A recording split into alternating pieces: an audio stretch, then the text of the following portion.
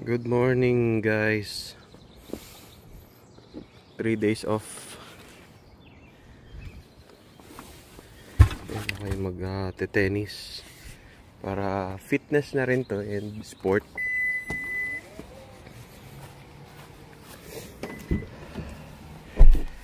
Ay, kamusta naman kayong lahat?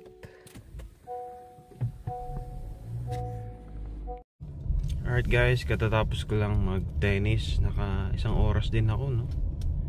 Kapagod. Kasi yung bumili ako ulit ng ball machine. Yung ball machine ko ngayon, nagbabato ng random na angles. Kaya talagang tatakbuhin mo yung bola.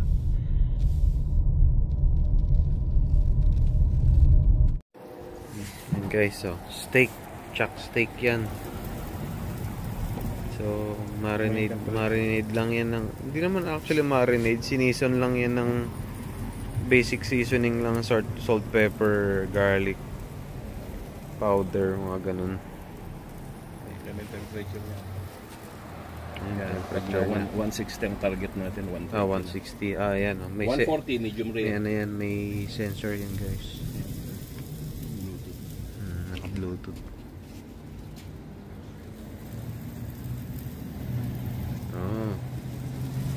Bango. Ito na lang, i-seal na natin. Tapos na yung steak. Paano? Ito? Paano? Oo. Iwa, gitna mo.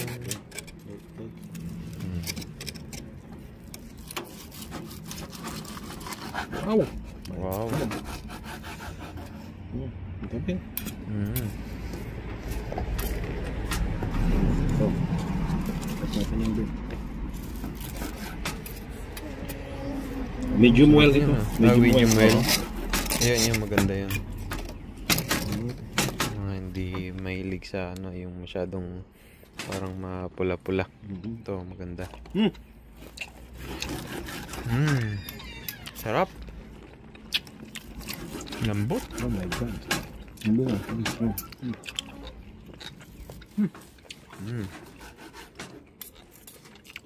Still mo rin siya.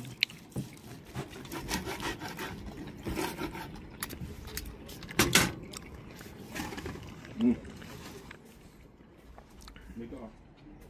Tara.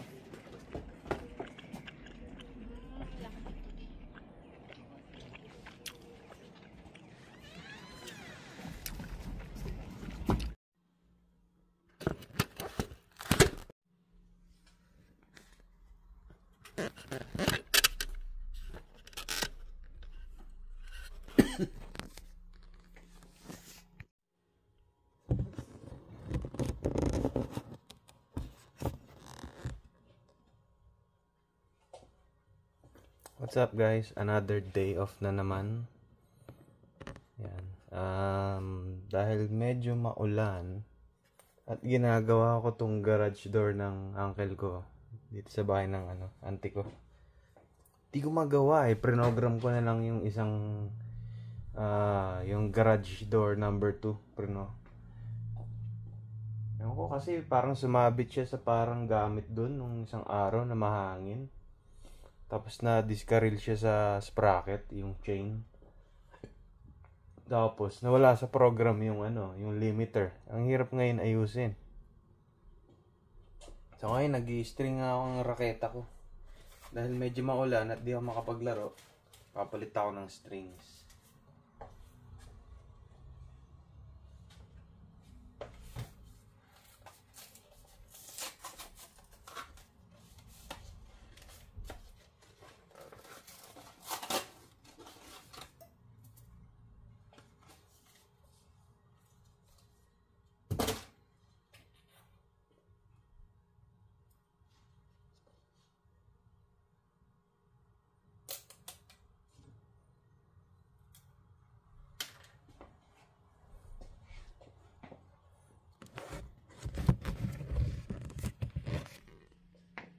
So, maya-maya, sasagot tayo ng mga inquiry dito sa comment section. Ayan, naka-mount na.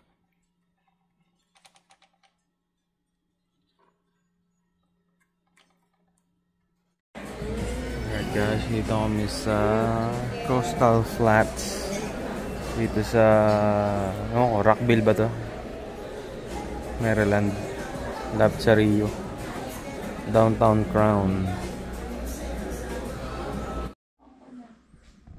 What's up guys? Good morning. 3 days off.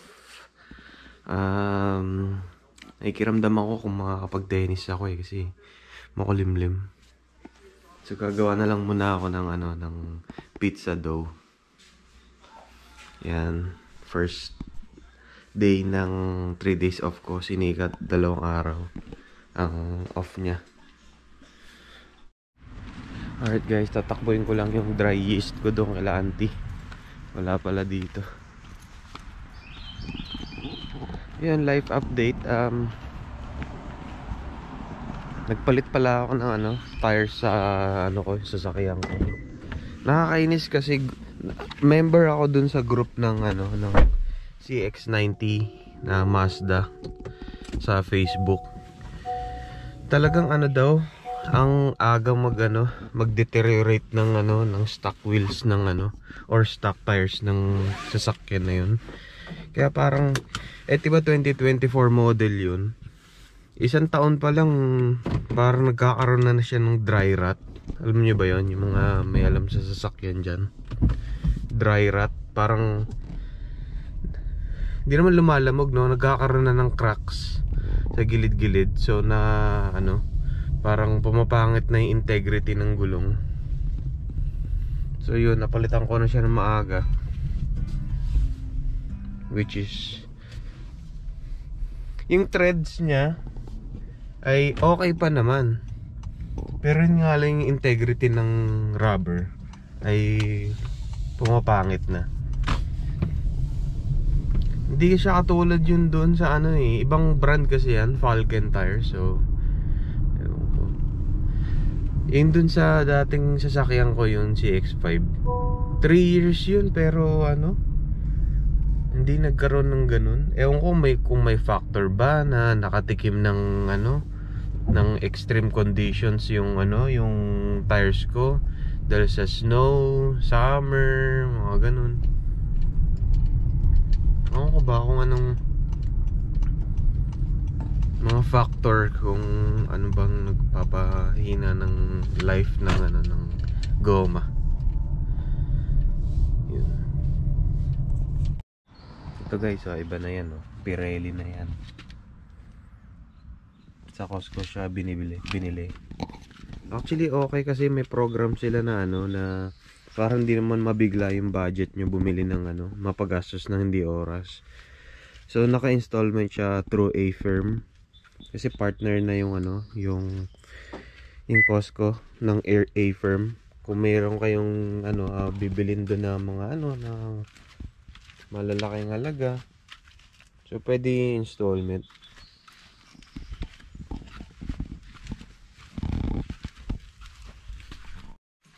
Wala, hindi ko na mahanap yung dry yeast ko dito. Bibili na lang ako.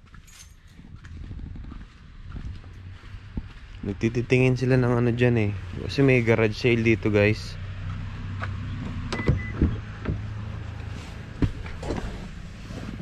May garage sale na ongoing dito.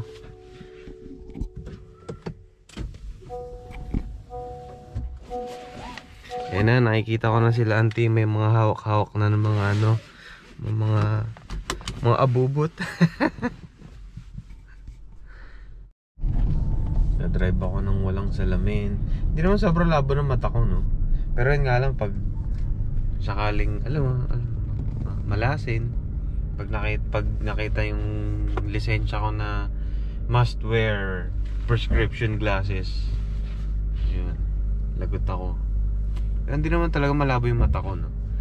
Hindi lang ako makabasa talaga ng maliliit na letters na pag malayo na yung kailangan kong basahin. Yan. So yun, gagawa kasi ako ng pizza. Yung Italian pizza yung yung sinusunod ko. Yung parang may tinatawag na Polish. Yung parang i-ferment mo yung dry yeast, honey, tsaka tubig at flour. Tapos yun yung gagawin mong parang ingredient sa extra na flour na gagawin mong dough. Nagawa ko na yun sa Pilipinas. Napaka crunchy at tsaka lambot sa dough. Parang parang New York pizza yung consistency niya. Ayan, dito na ako sa Giant. Nakapantulog pa nga ako eh. Pero ganito naman sa Amerika eh. Walang pakialamanan eh.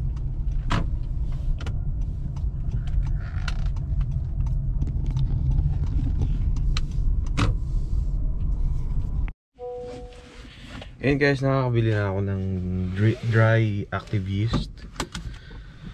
At saka dinagdagan ko yung aking flour, all-purpose flour.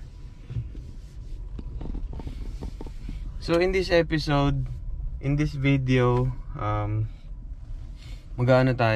magsasagot tayo ng mga inquiries sa Tagal ko na itong hindi ginawa. Nakakalimutan ko na kung kailan yung last time ako nagsagot-sagot ng mga tanong ng mga nasa comment section.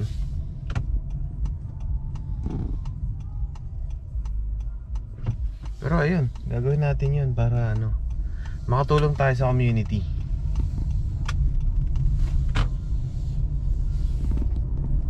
Kami ni mama ng Giant. Oo. Alright guys, nasa tayo, Giant. So, yung auntie ko nagkukuponing. So, yun.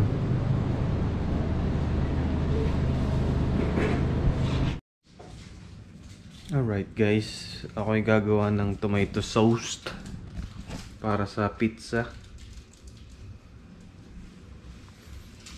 Hindi ko nagagamitin yung blender. Tinatamad ako maglinis ng blender. Nasaan yung tomato, babe? Ayun.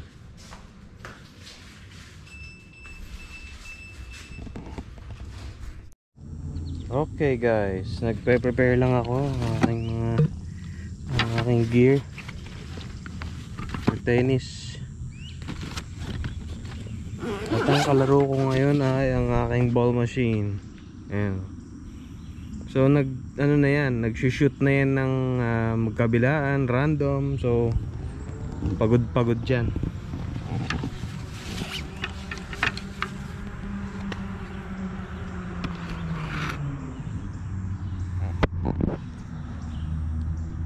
Bago pala tayo magsimula, bago ako mag-start mag-tennis, sagot-sagot muna ako ng mga tanong. And react na rin. First, sabi ni Vernier M. Sabi niya, what if may driver's license ka ng Philippines, mag-e-exam at driving ka pa rin ba sa US? Sa experience namin kasi, once na may Philippine driver's license ka, hindi na kami nag-practical exam dito. Ibig sabihin yung parang magda-drive ka. Hindi na written exam. Mag-exam ka sa parang computer. Pero take note hindi lahat ng state ganon. May mga state na na kailangan mag-practical ka. Ni Louis Jefferson Senil. Hi sir, kamusta po ang buhay nurse? Nakaka-inspire po ang story nyo. I just passed my NCLEX last March 28. Any tips po in choosing agency? Thank you. So first of all, sir, congratulations at nakapasa ka ng NCLEX. Alam mo na kung ano ang next. Pupunta ka talaga dito. Tips para makapumili ng agency. Tawag dito. Marami na yan, marami nang gumawa niyan. Pero ang dito ay ano bang gusto mong state? Yun ang itatanong mo sa agency mo kung saan sila nagpapadala ng mga nurses, kung anong lugar sa Amerika. Tapos ang sunod dyan, yung mga fees ba, kung may mga babayaran ka ba yan, as much as possible dapat sana wala. Pero kung staffing agency ka, almost wala ka nang babayaran dito. Pero kung ano ka, direct hire ka, alam ko ikaw talaga magbabayad lahat, mga lawyer fee, mga lahat. So yun. At saka piliin mo na rin kung yung agency na ba, kung yung agency na yon ay nagpapadala ba sila sa nursing home or hospital lang ano nila, ang mga clients nila. So yun, mamili ka na lang. So next, sabi ni Charmaine Sophie, hi, saan kayo sa Maryland? Saan kayo sa Maryland? May idea kayo sa 2-bedroom apartment? Dito kami sa Gaithersburg, Maryland, Montgomery County. Medyo ang 2-bedroom apartment po dito parang sabihin natin nasa 1,800 pataas hanggang 2,000 to $3,000 per month. So ayun. How many patients, sabi ni Shelmita Rivas, how many patients do you usually have in med-surg ward in the US? Thanks po.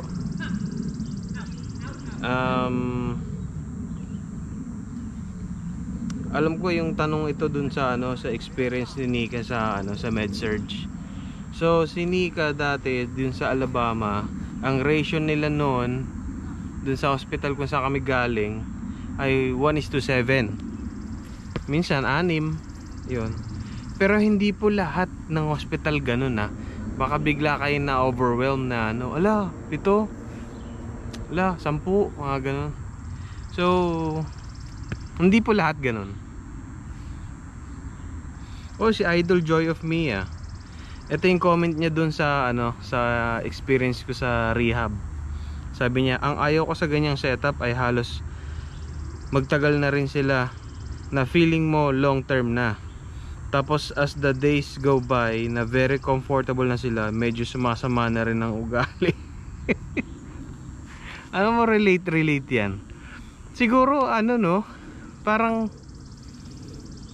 hindi na lang sa general na ganun parang ang nangyayari na lang yung mga pasyente nagiging complacent na sila sa tagal na nila dun. Parang alam niyo yung feeling nila, parang nasusunod lahat ng gusto nila. Tapos kapag medyo matagal yung request nila, sila yung nagagalit. So ganun. Nangyari na rin sa akin yan Parang yung pasyente ko siya parang 2 linggo. So parang medyo na late lang ako dun sa pain medication niya. Parang nagagalit na siya. Sabi niya, hindi dapat ganyan, dapat ewan ko ba. Sabi ni RLSA 29, sana mag-current na rin sir para maranasan na namin yung na-experience mo.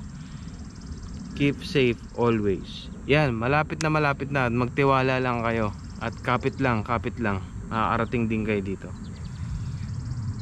Si paring RN AJ Chris, thanks sa feedback sir, planning to try rehab. Siguro kung pwede ka lang mag-request request mo mag-shadow ka sa kung may mga rehab facility na nasaan kayo ngayon dyan.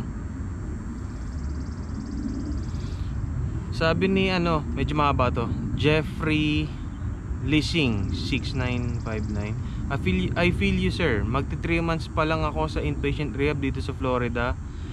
Hemodialysis ang experience ko sa Pilipinas. PVR, ortho, AcuCheck, madalas routine. Tapos straight cut up to 3 times. Pag PVR 400 pataas at hindi maka-void or retention, swerte na lang kung independent na sa room or standby assist na lang siya.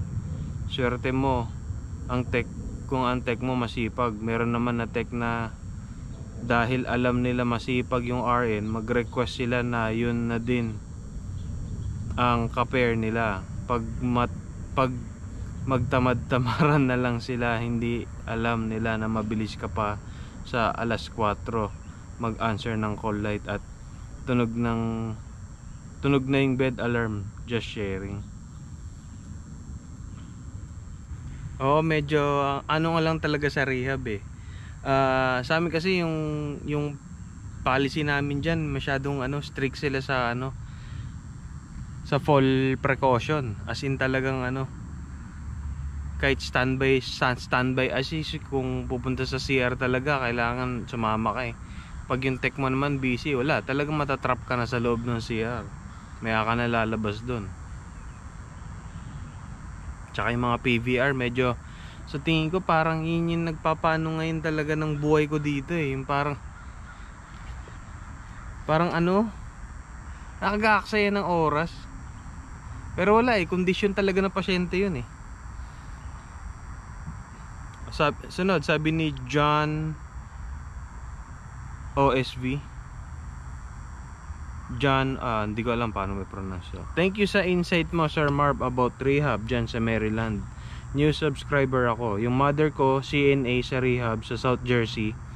All this time akala ko CNA ang mabibigat ang workload. Kasi based sa mga kwento niya, siya ang nagbubuhat ng patient, tapos meds ang main priority ng nurse nila. Siguro iba-iba din, depende sa staffing or institution. Ingat kayo palagi. Oh, thank you sir. Actually, oo. Parang main talaga ang focus talaga ng nurses, gamot, kasi yun ang parang top top priority ng mga pasyente dun eh. Maibigay yung mga medications na kailangan nila eh, on schedule, and yung mga PRN kung may ba sila, may sumasakit, ang nurse ang may responsibility sa mga ganun, mga fina-follow up na actions.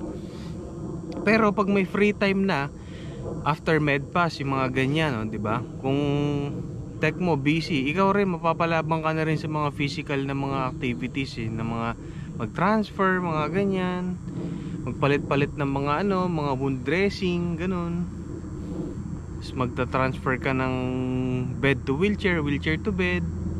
Lalo na kapag mga mga max assist, hirap talaga. Sabi ni Mark Kevin Borgonos, former ER here and currently sa acute rehab. Ganyan din pakiramdam ko yung bago sa rehab, pero it turns out na magugustuhan ko rin. Innova Rehab here. Ang ratio nila is 1:4 and usually 1:5. Sarap naman nun. Kami 1:6 kami palagi. Pag magwa 1:5 na lahat eh, magka-cancel na sila ng ng RN. Yan. Magugustuhan mo rin kasi ako naisip ko na lang, parang malayo na to sa sa kamatayan na ng ER. Sabi ni, si parang nurse photographer, sabi niya, oh wow pare, kayo na rin pala talaga nagpapalit ng briefs nila. Yun pa lang nakakaubos oras na eh. Oo sir, ubos oras talaga yun. Lalo na pag yung tech mo busy rin sa ibang pasyente na tinutulungan niya, tapos ikaw kailangan mo na magpalit ng mga mga ganyan, mga pull-ups. So no choice, ikaw na talaga dun. Tapos may isa kang room na humihingi na ng pain meds, mga ganun. Wala talaga eh. Talagang isa-isa lang. Rumata, saan ka po sa Amerika boss? Nasa Maryland po kami. Sabi ni Black Hole Dude, sana soon kami rin makapag-walking sa ganong kaganda na surrounding at makakita ng deer. Konting kembot na lang. Priority date April 2023. Uy, malapit na yan. Malapit na matamaan yan. Kapit lang. Oh, sabi ni Tito BA Pinoy CNA, watching from California. Oh. Wow, may ahas. Ingat dyan sa trail, Baps. Baka matuklaw. Ako ganyan din pag day off, walking, gala, side hustle sa Uber Eats o kaya Lyft. Basta may magawa lang para ma-unwind before going back to work. Shoutout din sa next vlog. Yan, shoutout po kay Tito BA Pinoy CNA. Shoutout po sa inyo dyan. sabi ni Aileen Alvarez, Sir, anong state po yung Silver Spring sa US? Ano po? Maryland po. Sunod, sabi ni Marklin Dontugas, I'm a new subscriber, sir. Malapit na para to date namin and we're from England. May mga vlogs din ba na Pinoy from England before? I'm finding your contents helpful and thank you for making such videos. Thank you po so much na nanonood kayo ng mga videos natin. Sana nakakatulong. I-search nyo na lang po. Alam ko, sure ako may mga nag-transition from UK, England papunta dito sa US. Kung sino man dyan, nasa comment section natin na may alam pong mga channel na ganun ng mga Pinoy na RNs na galing UK na nag-transition dito, share nyo na po. Ayan, sabi ni One Survivor, kaya may advantage na OFW ka from other countries before US experience, medical equipments and exposure to multicultural differences, especially in Middle East hospitals, is an excellent ground preparing nurses for the stress that US life is known for. Actually, agree ako nung sa unang mo. Makakatulong talaga, no? Makakatulong talaga yung may experience ka, ma-expose sa iba-ibang lahi, and yung may pakiramdam ka na nasa ibang country ka, lalo na yung mga medical equipments. Pero yung stress, I would say nakaka-stress kung wala kang pera. Pero may pera dito eh. Ewan ko na lang sa'yo kung anong stressful na buhay yung para ang buhay para ma-consider mo na stress. So hindi ko alam. Stress ba sa trabaho? Para lang naman din sa Pinas yan eh.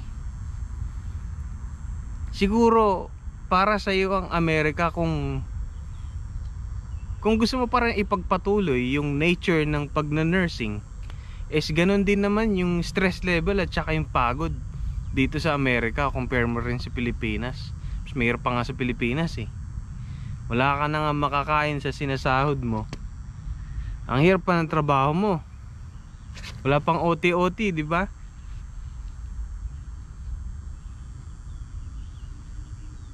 Susunod, sabi ni Red Eye, Sir, isa ako sa mga nag-current ngayong May. Naghihintay na lang ako ng packet 4 letter. Excited dahil matagal ko ring hinihintay. Pero grabe rin yung kaba ko kung ano ang magiging buhay or mga challenges na may experience ko in the future. For sure, lahat ng pagdadaanan mo dito ay dadaan lang. Ganun lang yun, dadaan lang talaga para may experience nyo. Yan. Sabi ni Joe Mark Condes, Sir Marv, wala pa po ako sa US pero sa Maryland po ako nakakuha ng employer. Okay na po ba ang sedan sa Maryland na all-wheel drive? Oo, okay na po yun. At saka enough na yun, all-wheel drive dito. Nag-snow kasi dito eh. Tsaka minsan nag-snowstorm din. So enough na yun, enough na yung may all-wheel drive dito. Sabi ni Katrina Hickle, Nurse Marv, we are visiting Tuscaloosa next week to see family. Sayang wala na kayo. Would have been nice to meet you both. Oo nga, sayang no. Share nyo yung experience nyo kapag nakita nyo na yung Tuscaloosa, Alabama. Nakakamiss ko rin dyan. Sabi ni Isa Tolentino, Sir, paano po hindi kabahan kapag code blue? Parang may trauma na ako ata dahil bully mga naging kawork ko sa ER. Ang key kasi sa code blue, yung presence of mind mo, kung ano bang mga steps sa code blue. Madali naman aralin yung yung chain of command na sa ACLS, BLS. Pero yung yung policy nyo dyan sa hospital, kailangan alam mo para kung dadating ka man sa code blue na medyo late ka, pag nakita mo kung wala pang gantong role, ikaw na mag-cover, diba? Sabihin natin dumating kang late doon, walang nagre-record ng walang record, ikaw na mag-record. Mahalaga nga yung ano dun eh, yung roll ng recorder eh.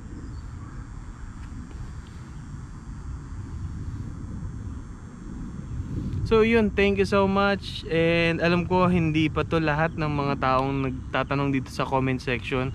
Pero ano, bawi ako sa inyo next time guys. Thank you so much. Mag-exercise muna ako, tennis muna, para gumandang ano natin, lab work. Okay guys, thank you so much. Kita tayo sa next video.